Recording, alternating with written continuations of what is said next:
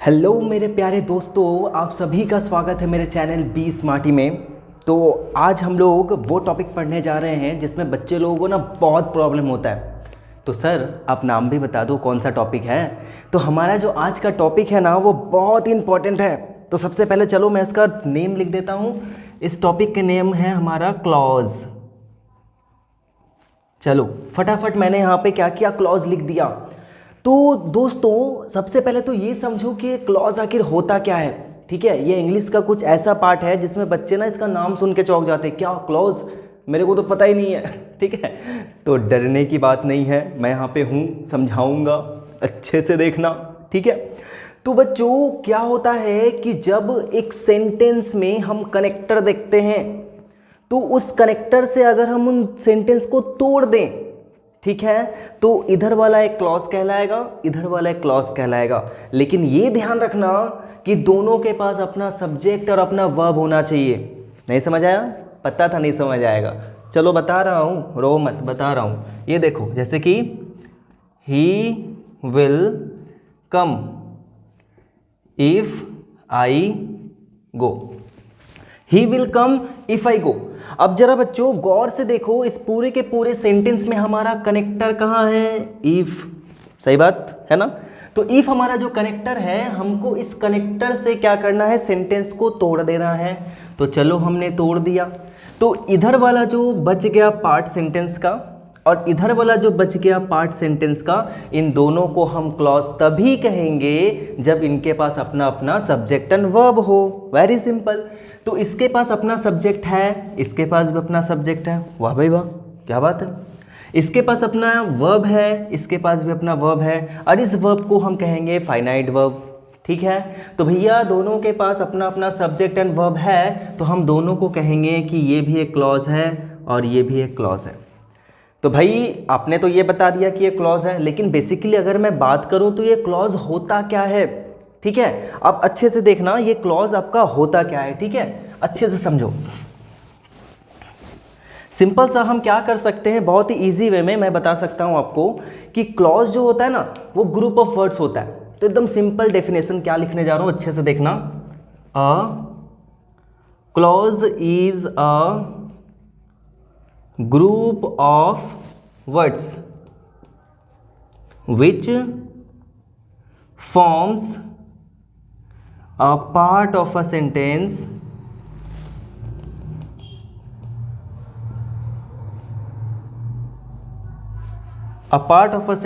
comma each containing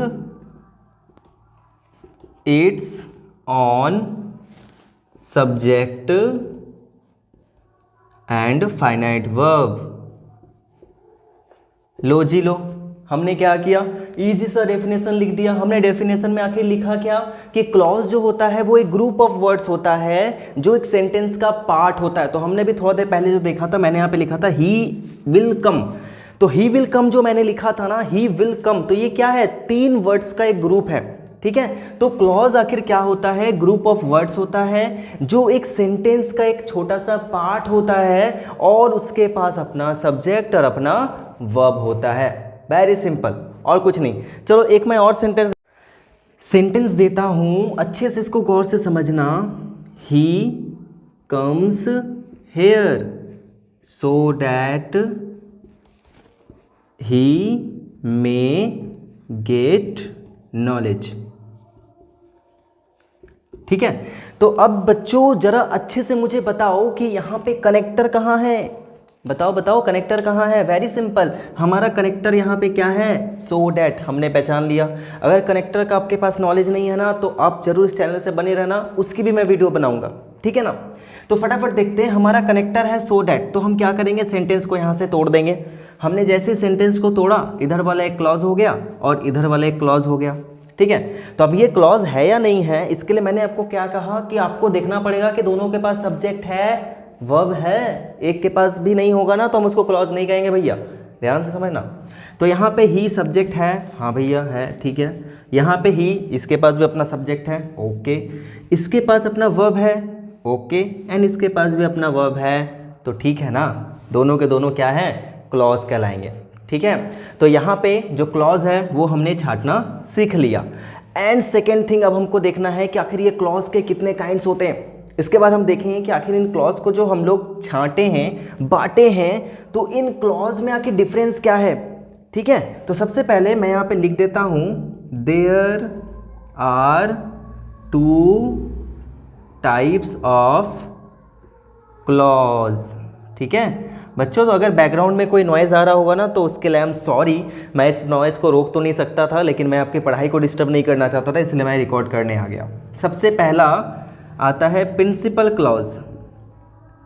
principal clause, ठीक है, writing मेरी थोड़ी सी गंदी हो जाएगी क्योंकि मैं वीडियो ज़्यादा लंबा नहीं करना चाहता।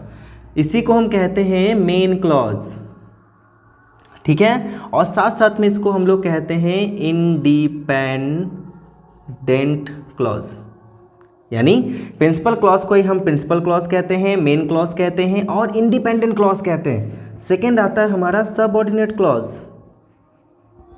सबऑर्डिनेट क्लॉज, ठीक है, इसी को हम कहते हैं डिपेंडेंट क्लॉज। डिपेंडेंट क्लॉज, तो जरा गौर से समझो प्रिंसिपल क्लॉज और सबऑर्डिनेट क्लॉज होता क्या है। जैसे कि हम एक सेंटेंस को जब हम तोड़ते हैं ना, जब एक सेंटेंस को हम 2 क्लॉज में तोड़ते हैं तो जो क्लॉज हमको कंप्लीट मीनिंग देगा उसको हम क्या कहेंगे, हमारा प्रिंसिपल क्लॉज। क्यों? क्योंकि ये इंडिपेंडेंट होता है। अच्छे से देखो यहाँ पे अपना लिखा हुआ है ना इंडिपेंडेंट क्लॉज। इसको किसी दूसरे क्लॉज पे डिपेंड रहने की ज़रूरत नहीं पड़ती। लेकिन जो क्लॉज अपने मीनिंग को देने के लिए प्रिंसिपल क्लॉज पे डिपेंड होता है उसको हम कहते हैं सबऑर्डिनेट क्लॉज। नहीं समझ आया? कोई बात नहीं, अभी आपको बताता हूँ, गौर से देखना यहाँ पे, ठीक है। ये देखो, जैसे कि मैं सबसे पहले मैंने एक सेंटेंस लिया था, मैं उस सेंटेंस को क्या करता हूँ आपके सामने रखता हूँ।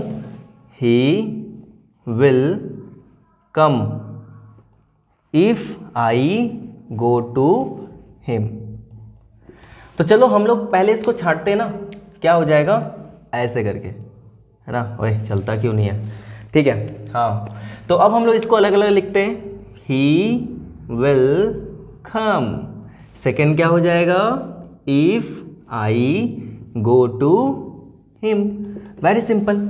अब हमें ये पहचानना है कि इन दोनों में सबऑर्डिनेट क्लॉज कहाँ है। कहाँ है भैया, देखते हैं। तो देखते हैं हम लोग, ही विल कम।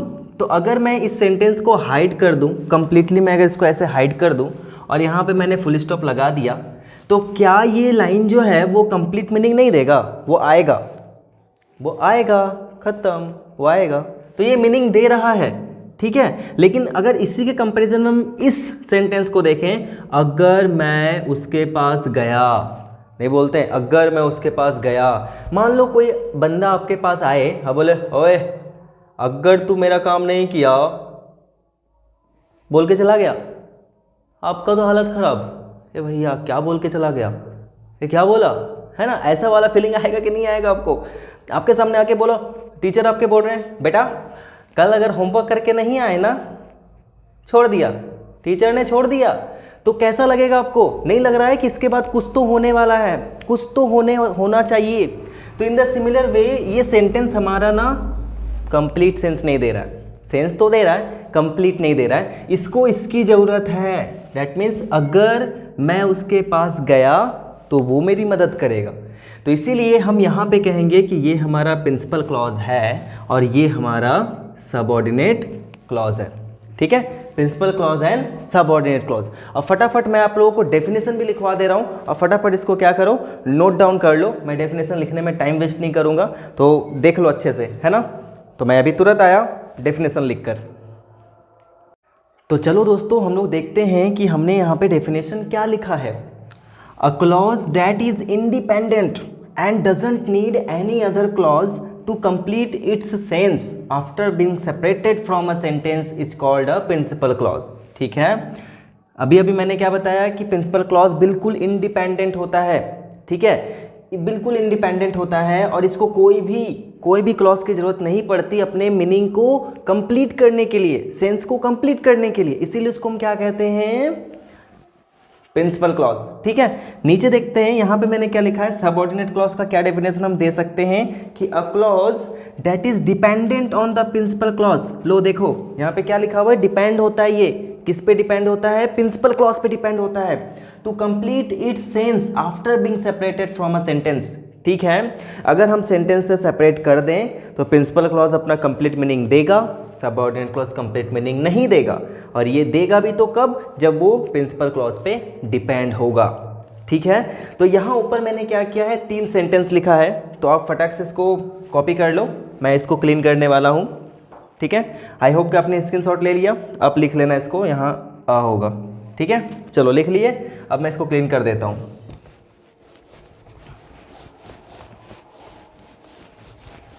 तो चलो हम लोग इनमें छांटते हैं कि आखिर प्रिंसिपल क्लॉज कहाँ है और सबऑर्डिनेट क्लॉज कहाँ पे है।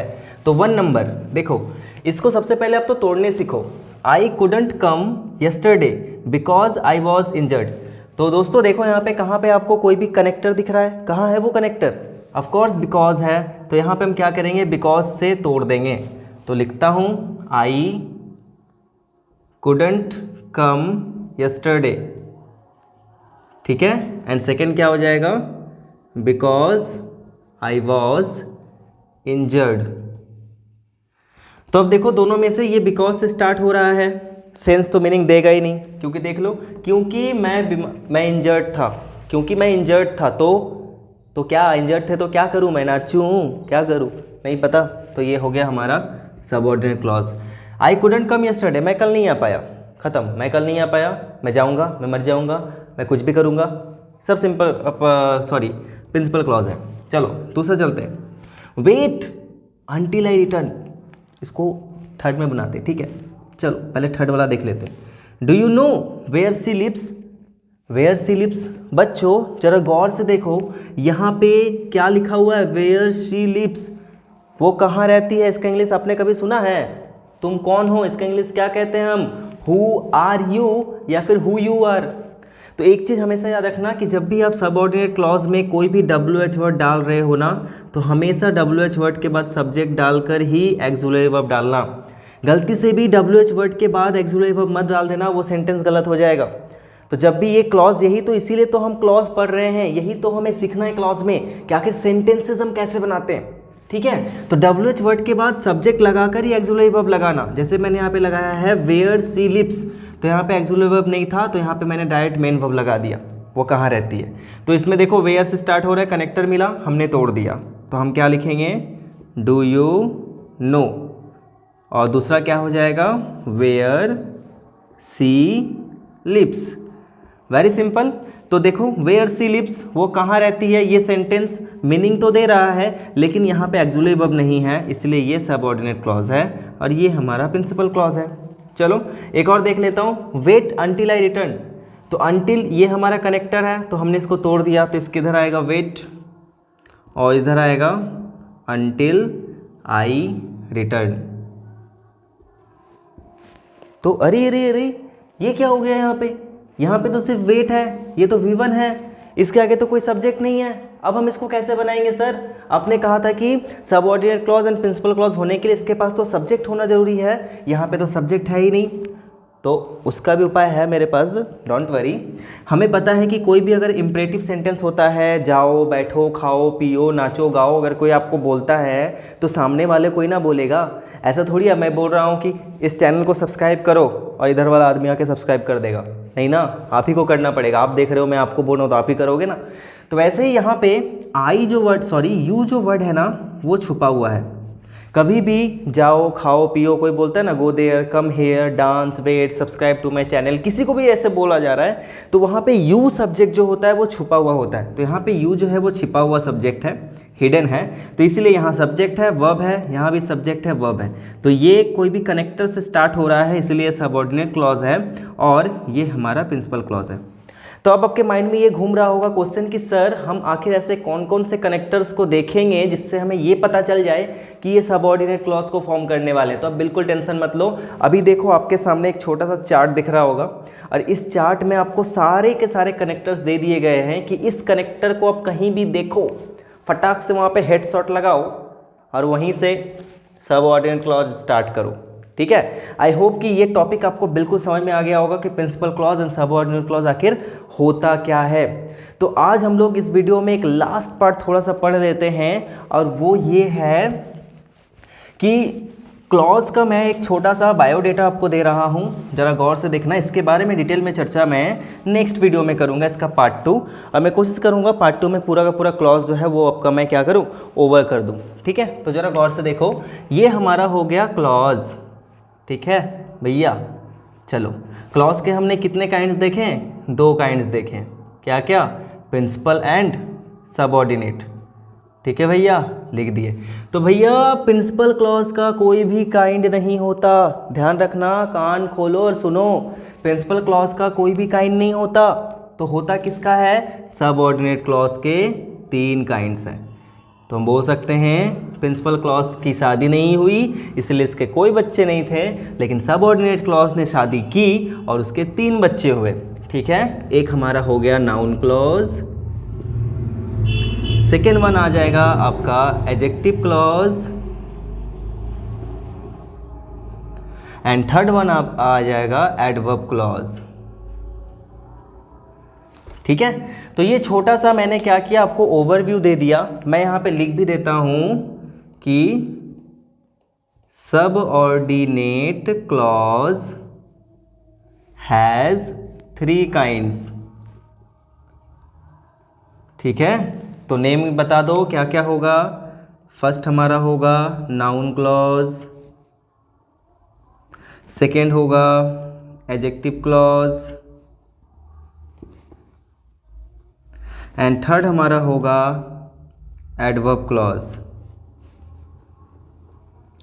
तो वेरी सिंपल, जो भी क्लॉज हमारा नाउन कैसा काम करेगा उसको हम लोग नाउन क्लॉज कहेंगे, जो भी क्लॉज हमारा एडजेक्टिव कैसा काम करेगा उसको हम एडजेक्टिव क्लॉज कहेंगे, और जो भी क्लॉज हमारा एडवर्ब कैसा काम करेगा उसको हम एडवर्ब क्लॉज कहेंगे।